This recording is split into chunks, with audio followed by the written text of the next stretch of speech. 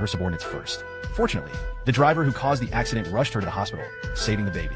After being transferred from the intensive care unit to a regular ward, her subordinate rushed in to tell her, saying that the CEO had used her hard-earned money to buy a designer bag for another woman.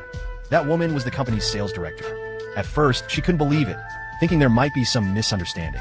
But when her subordinate showed her the sales director's social media posts, the woman realized that her husband had lied, claiming he was meeting with a client. But in fact, he had gone shopping with the sales director.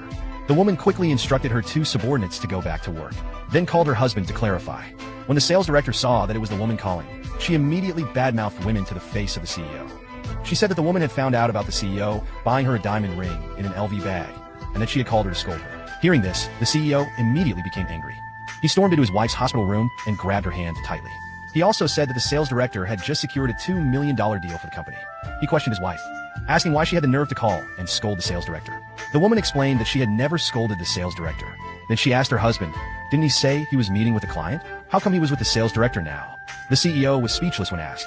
He still insisted on asking why the woman had scolded the sales director. The woman desperately tried to explain, but the CEO wouldn't believe her. The CEO thought she was upset just because she hadn't received any gifts.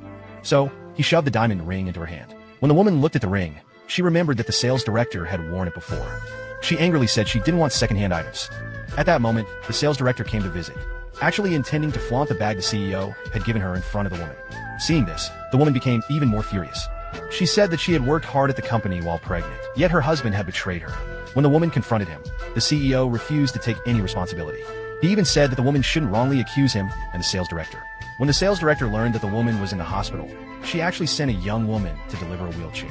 The woman could tell the sales director had ill intentions and angrily shoved her away. In response, the CEO scolded the woman. He said that the diamond ring and bag were rewards for the sales director, accusing the woman of making an unreasonable fuss. After saying that, he stormed off. At this point, the sales director arrogantly mocked the woman, saying she was too old and ugly to compete with her for the CEO. The woman was completely disappointed with the CEO.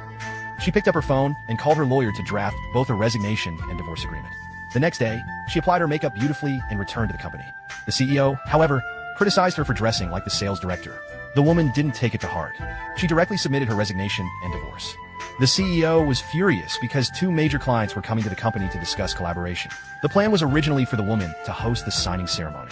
The sales director arrogantly thought she could replace the woman in hosting in order to prove the company could operate without the woman. The CEO fired her on the spot. The woman felt both disappointed and heartbroken, but she didn't want the company she had built from scratch to collapse. So, she handed a USB drive to the CEO, which contained the final drafts of her jewelry designs. From that moment on, their relationship was completely severed. The CEO, however, angrily crushed the USB drive underfoot, unaware that he was about to deeply regret his actions.